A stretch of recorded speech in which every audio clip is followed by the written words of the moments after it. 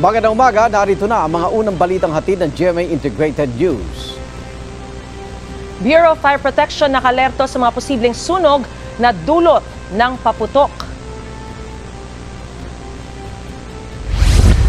Senior citizen sa Talisay, Cebu na bundol ng motorsiklo.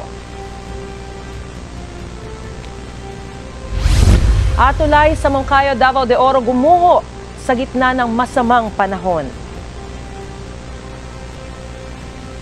Naka-red alert ang Bureau of Fire Protection para sa pagsalubong sa bagong taon.